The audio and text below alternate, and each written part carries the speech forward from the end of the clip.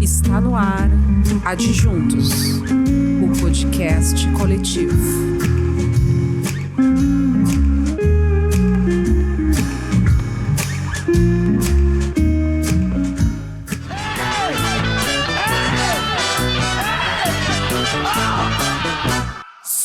Está no ar Psiu, o seu programa de arte, cultura e informação. Com Carol Baumann e Paulo Vani.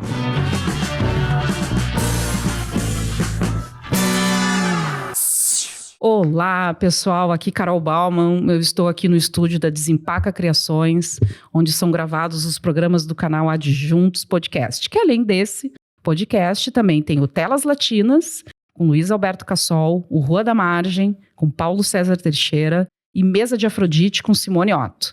Tu pode acompanhar todos os episódios na plataforma do YouTube, do Spotify, vai lá, curte, te inscreve, compartilha. E também dá para acompanhar nas redes sociais do Adjuntos, no Instagram e no Facebook. Como vocês já sabem, a condução do Psiu também é feita aqui pelo meu parceiro Paulo Vani. E aí, Paulo, tudo bem? Tudo bem, bom dia, boa noite, boa tarde, depende do horário que vocês estão nos escutando. Então vamos lá, hoje no nosso 10º episódio do Psiu, vamos conversar com a produtora cultural Glaci Braga, graduada em jornalismo e mestre em história. Ela é sócia fundadora da Cult Assessoria e Projetos Culturais, empresa de criação e gestor de projetos culturais. Acredita que a cultura, em toda a sua dimensão, é o caminho para tornar um mundo mais justo e interessante. Olá, Glaci, bem-vinda. Obrigada. Bom, Glaci, vamos começar então falando um pouquinho da tua trajetória, né? Aqui, pelo que a gente já leu ali, da tua mini bio, ela transita entre o jornalismo, a história e a produção cultural, né? Como é que essas três áreas se encontraram nessa tua história aí? Conta pra nós. Então, eu comecei o jornalismo eu gosto muito de escrita e comecei o jornalismo em função disso. E tem outros dois temas que eu gosto muito, que é política e cultura. Então, eu sempre li bastante, né, sobre política e fui fazer jornalismo.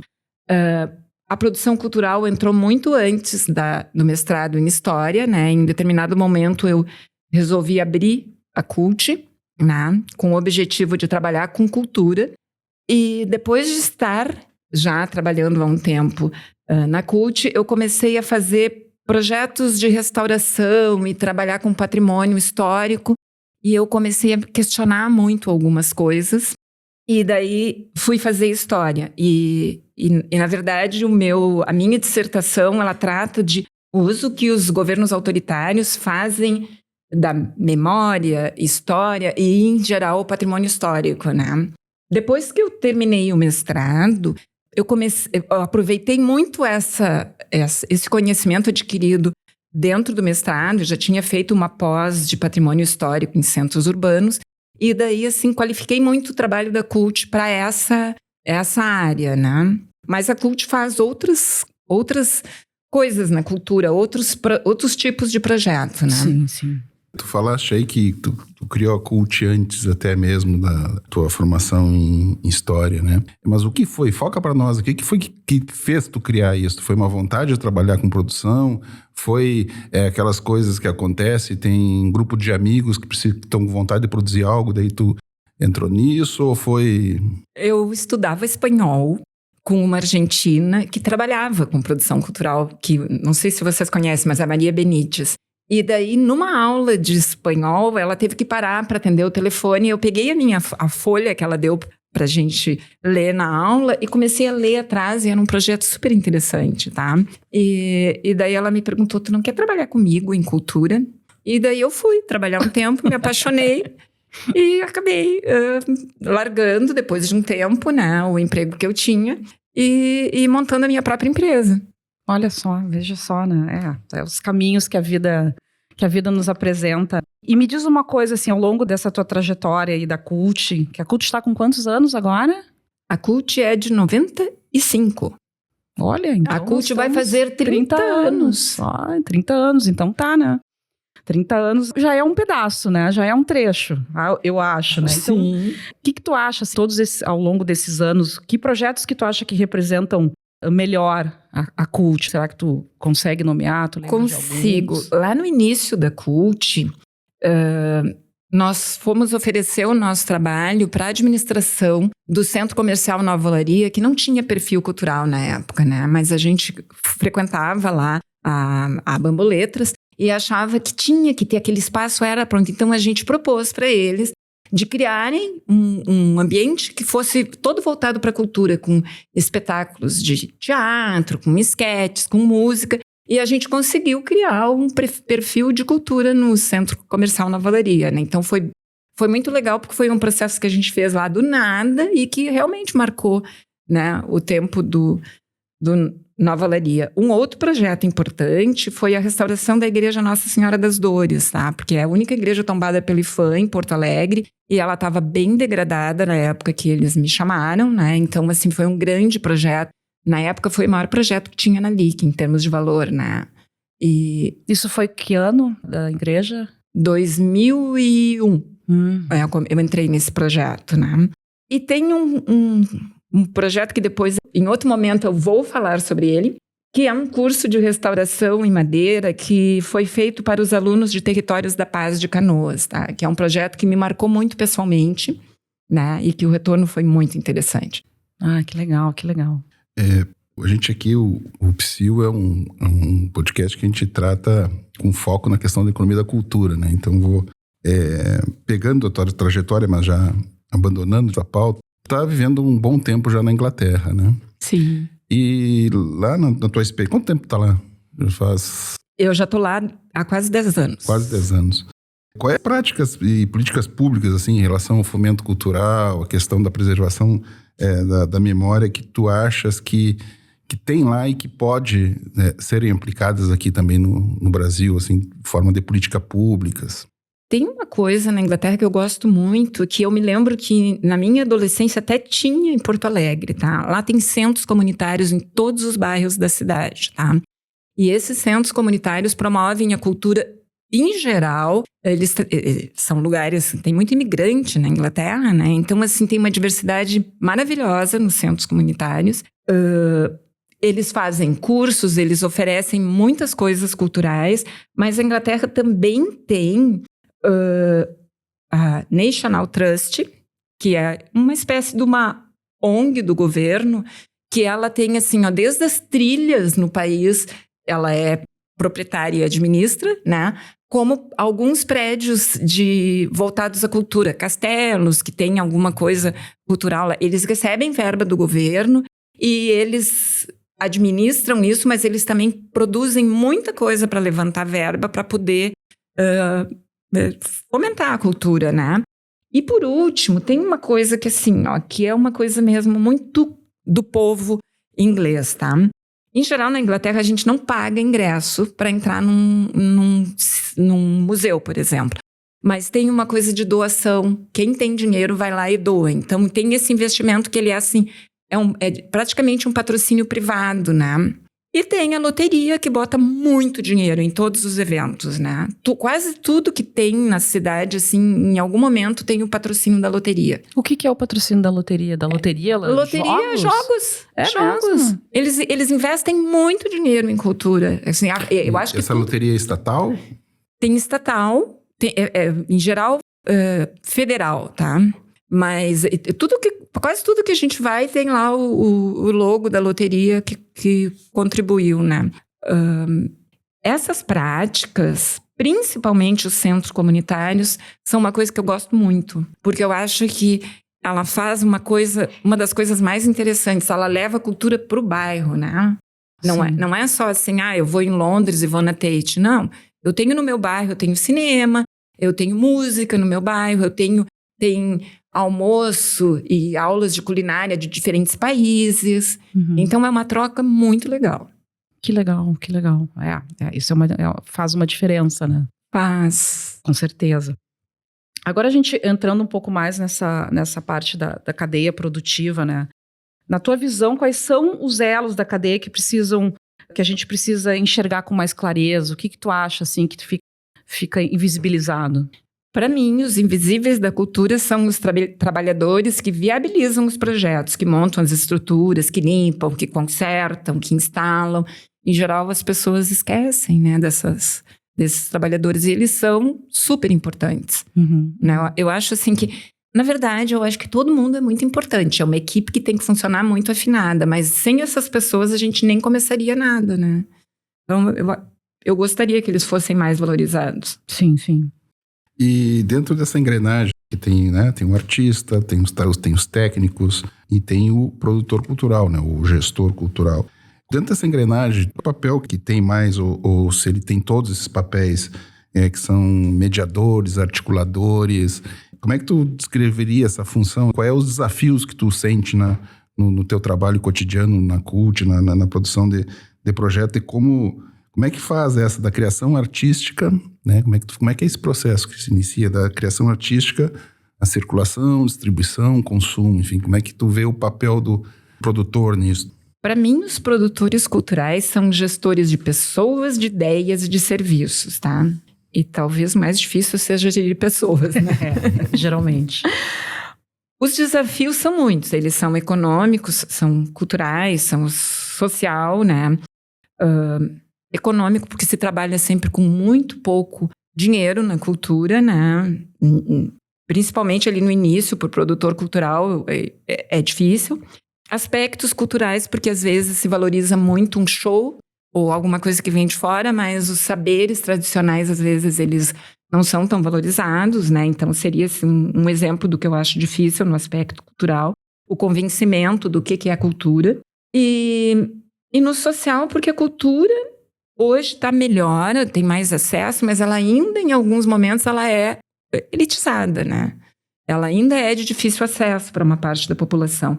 Mas tem uma coisa que para mim é importante também, é convencer da importância do papel da cultura num mundo tão mercantilizado, assim, que é tão voltado para lucro e para status, e na verdade a cultura, ela está além disso, né? Não é um show que vai dar lucro, trazer alguém, ela é uma ferramenta importante da cidadania, né? Para a construção da cidadania. Então eu acho que essa é a parte mais difícil, assim, tirar essa mercantilização da cultura e trazer ela para o nosso cotidiano.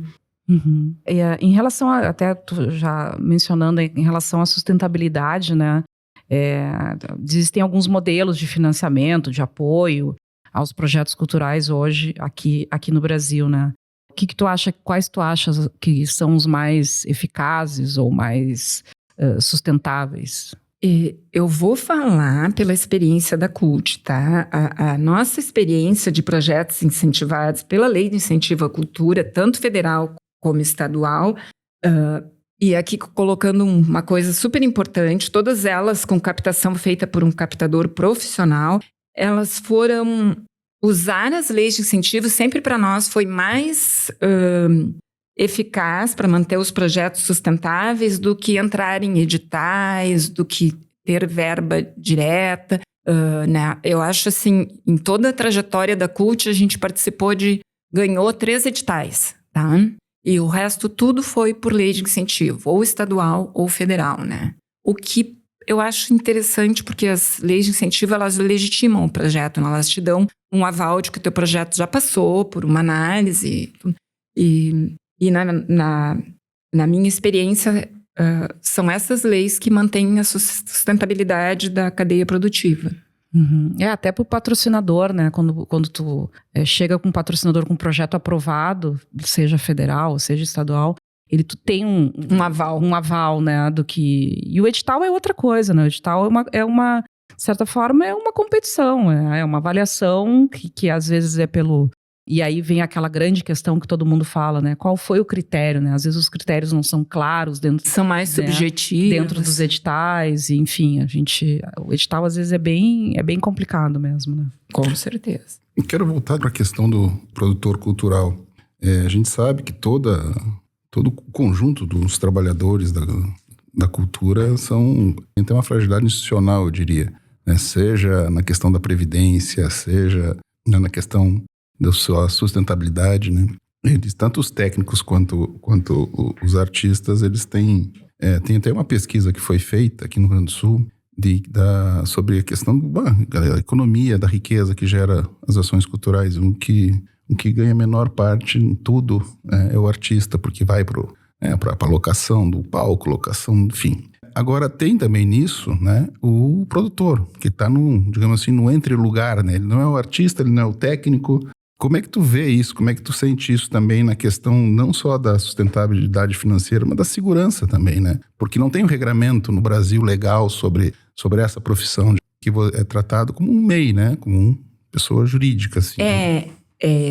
Eu, até na verdade, na época que criamos a CULT, nem se trabalhava como MEI como hoje, né?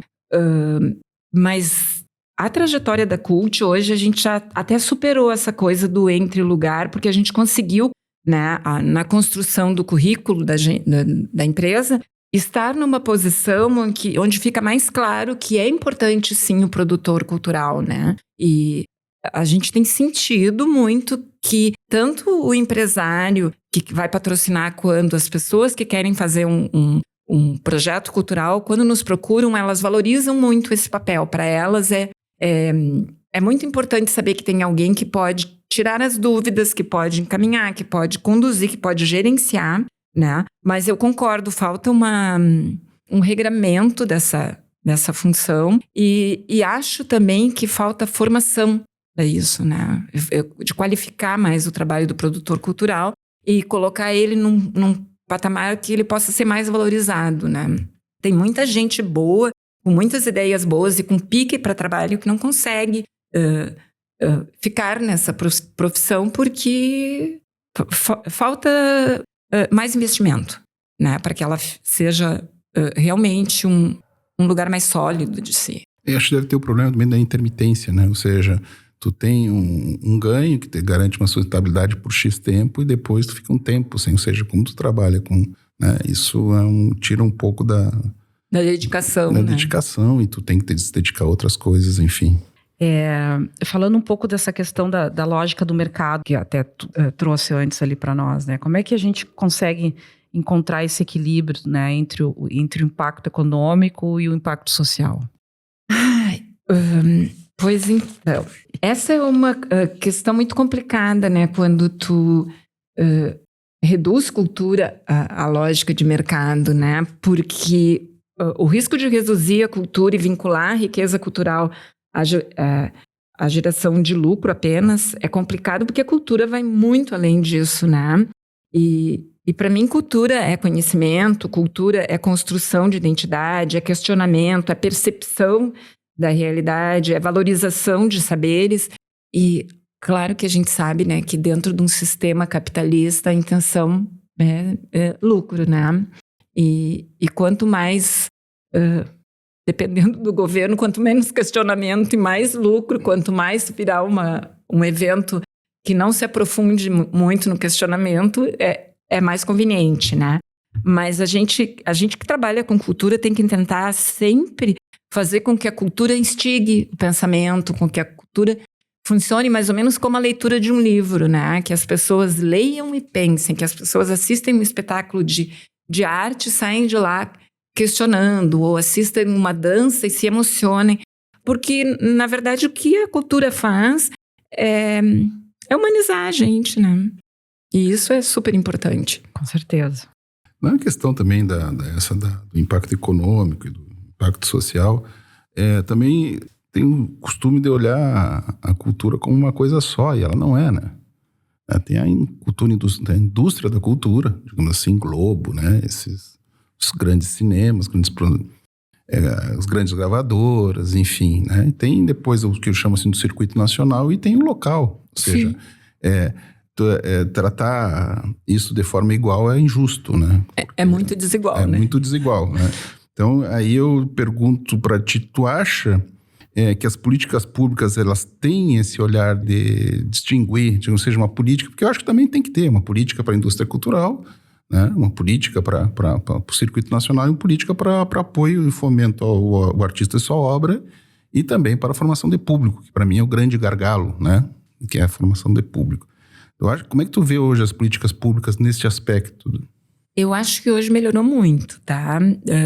depois que o MINC voltou a existir e entrou mais dinheiro para investimento, porque já teve um momento no passado que se investia mais nessa parte local, dos saberes locais, né, dos mestres. E quando fechou o MINC, a gente perdeu tudo isso, né? E na retomada do MINC, isso foi novamente introduzido nas políticas públicas e eu acho que hoje isso tá melhor, caminha para, espero que, né, que se mantenha isso e que continue se investindo, que torne isso algo que fique para além dos governos que passam, né? Sim. Porque a gente precisa, tu tem razão, é muito diferente o investimento de cinema e de um grande espetáculo, né? De uma produção local aqui, né? Ou de um saber tradicional. A relação é outra, de público, de dinheiro, mas os dois, para mim, têm o mesmo nível de importância, né? Eles vão fazer parte em diferentes estágios da vida das pessoas, né? E a gente sabe que a gente precisa valorizar os saberes locais, porque se a gente não fizer isso, a gente vai perder. E a gente está perdendo daí parte da nossa história, né? Sim, parte da memória, né? E falando assim dos mecanismos de fomento atual, né? Como é que tu enxerga, né? Tanto as leis de incentivos, editais, os fundos, como é que tu enxerga esse movimento, essa relação entre os produtores e esses mecanismos de fomento? Eu acho que todas as políticas públicas, elas são fundamentais para estruturar a cadeia produtiva e porque é através das políticas públicas que a gente tem condições de fomentar a cultura, né? A iniciativa privada não faria isso, tá? Isso é certo. Inclusive, quando a Cult, lá no início, começou, a gente trouxe para Porto Alegre o Yakov Sarkovas. E ele trabalhava na empresa dele com todo um discurso, e depois trabalhou um tempo no governo, né? Com todo o discurso que a gente criava, as leis de incentivo teriam sido criadas para ensinar as pessoas a investirem em cultura, mas que depois a ideia seria fazer algo como os Estados Unidos faz muito, de investir sem precisar da lei. Um mecenas vai lá e investe uma verba sem precisar da lei. É óbvio que no Brasil isso não evoluiu, né? Até hoje o empresariado investe muito pela visibilidade, mas também muito pelo abatimento do imposto, né? Então, as políticas públicas, nesse sentido, elas são muito importantes, né? E hoje eu me enxergo assim, ó, como eu já disse antes, né? Eu acho que hoje o investimento é muito maior no Ministério da Cultura, né? Ele conseguiu, inclusive, equilibrar essa relação de Sul e Sudeste com o Nordeste, sim. né? Que é uma coisa interessante. E eu acho que hoje também está mais claro o que a gente espera do Ministério, que suporte ele nos dá, tá?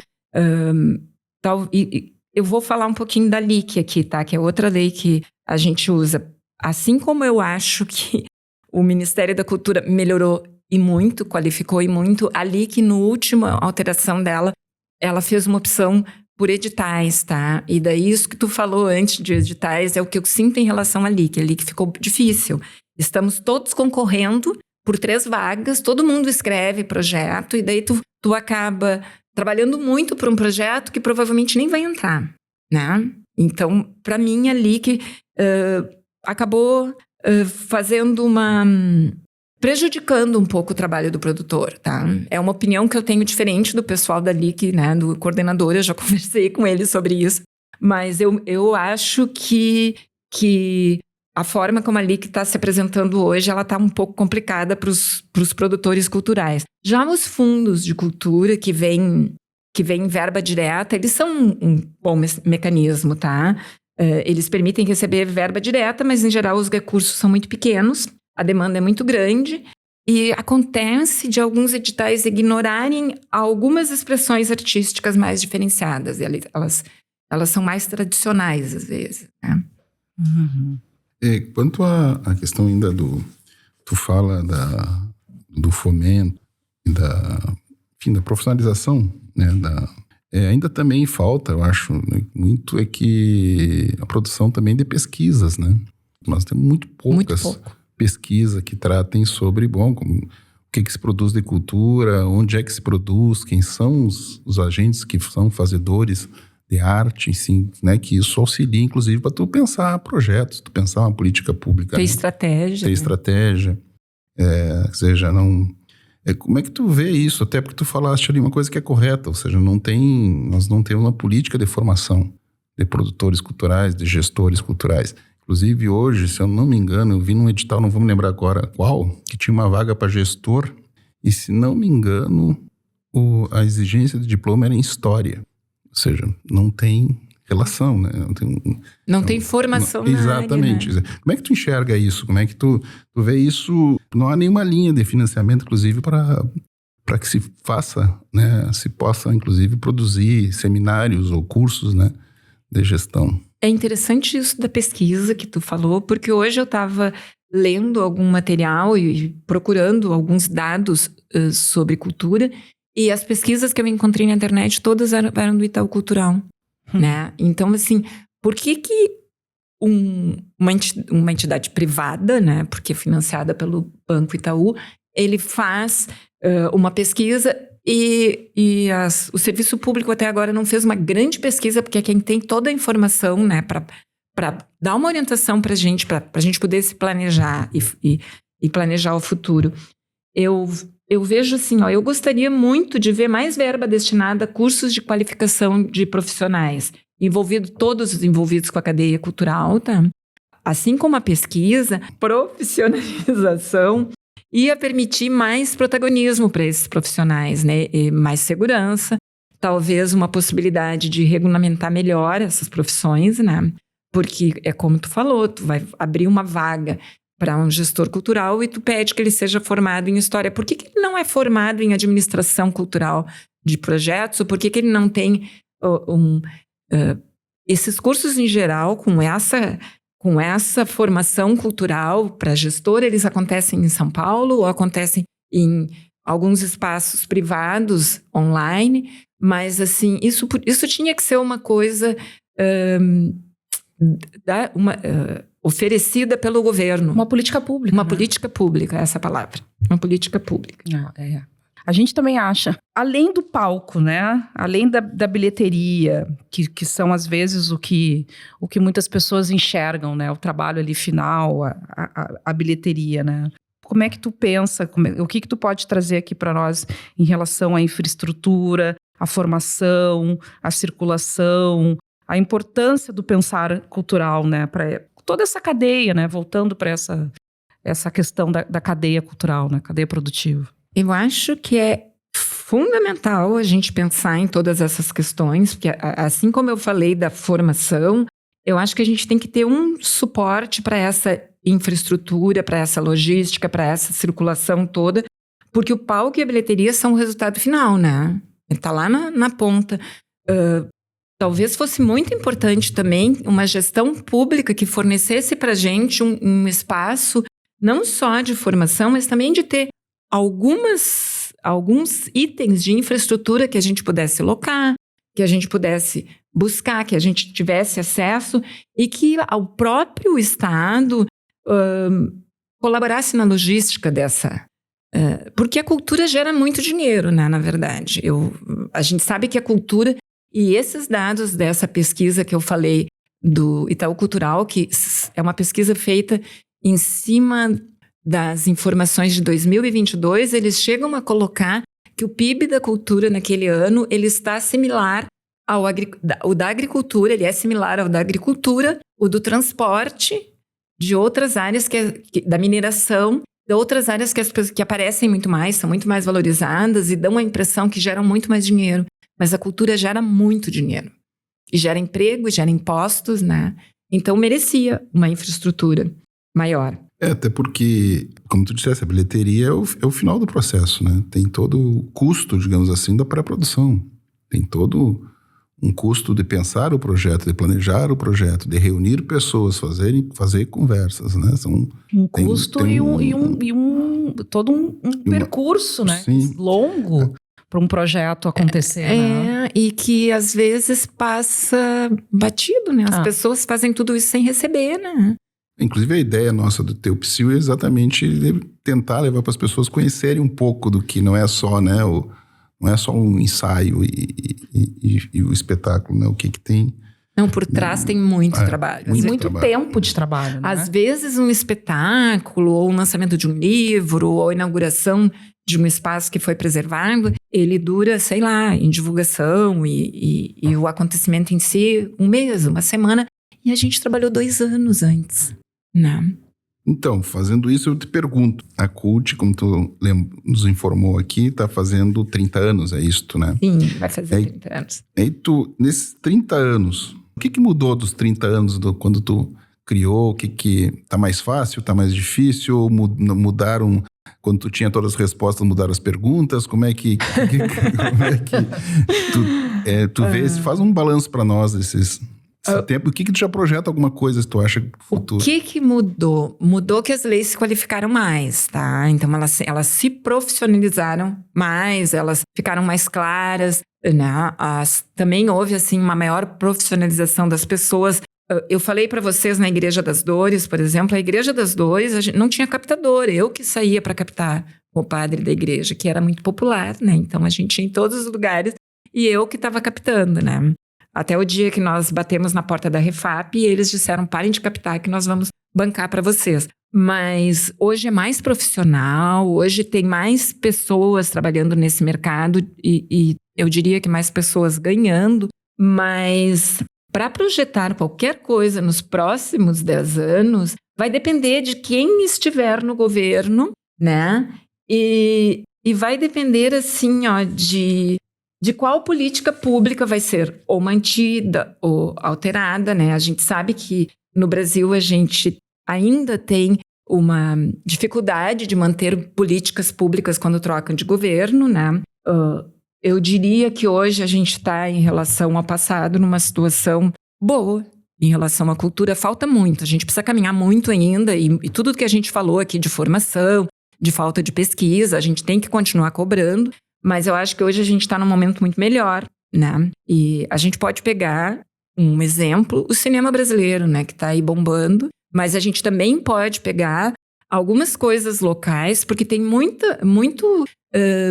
teatro local, né? Tem muita coisa acontecendo. Eu fui num espetáculo do Porto Alegre em Cena, no Espantalho, que é um espetáculo local, e o teatro estava cheio, sabe? Então, assim, eu acho que nós caminhamos já bastante, mas nós dependemos de que essas políticas se ampliem, melhorem algumas coisas que a gente citou aqui como problema, mas também que elas se mantenham, não troque a cada 4 anos quando troca o governo, né? A gente tem que garantir a permanência. Isso para mim é bastante importante, porque o produtor cultural, ele vive uma estabilidade constante, cada vez que muda a cultura como um todo, né? Cada vez que muda um governo, a gente não ouve falar que o agronegócio está preocupado, né? Pois então. Mas nós ficamos preocupadas e muitas vezes a gente recebe menos incentivo do que o agronegócio, né? E gera quase o mesmo lucro, né? Pensando que a gente vem de um governo anterior que nem Ministério da Cultura tinha, né? Que nem Ministério tinha, porque achava que não era importante. Então, né? acho até que a gente conseguiu um milagre quase. Pois então, né? Mas é isso que tu estava falando antes, né? Da questão da geração de grana, de circulação, de dinheiro, da cultura, né? Que tu comentou aqui, que se iguala à agricultura, por exemplo, né? O que falta, na tua opinião, para a gente ser... o setor cultural ser reconhecido, né, como estratégico, como esses outros setores? Eu acho que falta, por parte de quem financia, que são os empresários, né, e também por uma parte da população, falta valorização e compreensão da importância da cultura no cotidiano das pessoas. A cultura reduz conflito, reduz violência, ela é uma forma de se ter uma sociedade mais interessante, mais pacífica e mais envolvida com a vida, né?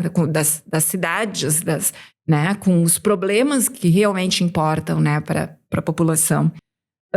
E como a gente falou aqui antes, falta conhecimento dos números relativos a... Isso é uma coisa que talvez ajudasse muito, né? Se a gente conhecesse mais, divulgasse mais os números relativos à movimentação econômica, que a cultura gera.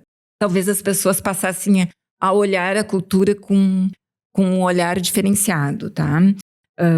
Como eu disse antes, assim, as duas áreas que eles sempre comparam é agricultura e tecnologia agora também, né? De que tem uma cadeia produtiva muito similar à da cultura, né? E, em termos de números, né? Dizem, tem um índice que seria uma espécie de PIB, que é da cultura e das indústrias criativas, que em 2023 ele foi 3,11% do PIB nacional. Isso significa 280 bilhões de reais, né? E ele é bem parecido com o PIB da construção civil, da indústria automobilística, né? E a gente não tem muita clareza disso, né? Sim, sim. E com o desenvolvimento da tecnologia, que aumenta mais o setor de serviço, cada vez mais a parte do entretenimento, a parte das artes, elas vão ocupar cada vez mais espaço e importância na economia, né? Não tenho a menor dúvida disso. E é o que apontam todos os estudos, inclusive, dos economistas, nesse ponto. Até porque o ser humano sem comida não vive, sem saúde não vive, tem que se vestir e precisa de arte. Não, são elementos que não são fundamentais na existência. Pode acontecer qualquer guerra, isto pode faltar ao ser humano. Ninguém pode ficar sem comer, né? Ninguém pode... A pandemia veio aí para provar isso, né? Mostrou isso, né? Em cima disso, eu pergunto para ti, quem tá te escutando e deu vontade de ser produtor cultural, que conselho tu dá para ele? Tu diz, não entra nessa, entra, mas entra de tal forma, como que tu... Não, eu acho que entra sim, se a pessoa gosta disso e acredita que tem potencial e que vai conseguir trabalhar, entra, porque cultura é importante e trabalhar com cultura é muito bom. Tem um retorno que... Eu não estou falando aqui de retorno financeiro, até porque a gente já apresentou todos os problemas. Mas eu acho que tem um retorno de prazer mesmo, de ver a emoção das pessoas, de ver o resultado, de ver que a cultura modifica, né? E como eu já disse mais de uma vez, eu acho que ela humaniza e ela permite uma coisa que tá fazendo muita falta no mundo, que é quando tu conhece a cultura do outro, quando tu descobre que tem uma diferença da tua, tu passa a ser mais tolerante, né? E o mundo tá tão assim dividido em dois lados que eu acredito que a cultura vai ser assim uma coisa que vai tem a possibilidade de quebrar isso, né? Eu acho que quem tem esse desejo tem que ir atrás. E deixa eu te falar uma coisa, nesses teus 30 anos de trajetória, né? Eu tenho quase certeza, pelo que eu te conheço, que tu ainda tem sonhos em relação à tua profissão a realizar, né? Tu tem algum projeto, assim, que tu diga, não, um dia eu ainda vou realizar esse projeto? Eu tenho, e eu tô, acho que, mais perto de realizar agora, tá? Eu tenho muito desejo de trabalhar com sementes crioulas, tá? De mostrar nas escolas que existem 3, 4, 5, 6 cores do milho, do feijão, para mim, isso é uma questão social e política, tá? Porque acho que as pessoas comem alimento sem conhecer e, às vezes, sem qualidade, e o produtor é obrigado a comprar um produto porque ele não consegue... ele é obrigado a comprar semente todo ano para plantar, porque acabaram com a diversidade que tinha, ou estão querendo acabar. Mas também eu acho que é uma questão política muito forte, assim, a gente tem que mostrar que a gente tem autonomia de produzir a nossa comida, né, e a comida de qualidade. E como eu acredito que tudo que a gente conta para as crianças entra dentro das casas com outra força, eu tenho o sonho de fazer um projeto de semente crioulas nas escolas, contando como é que é, mostrando, trazendo os produtores. E eu já comecei a articular isso. Espero que eu consiga realizar esse sonho muito em breve. Que legal, que legal. Bom, vamos para a nossa... Para finaleira, então. Finaleira aqui da nossa conversa.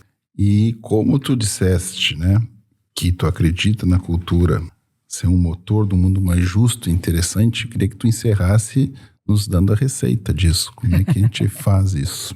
Como que a gente faz cultura?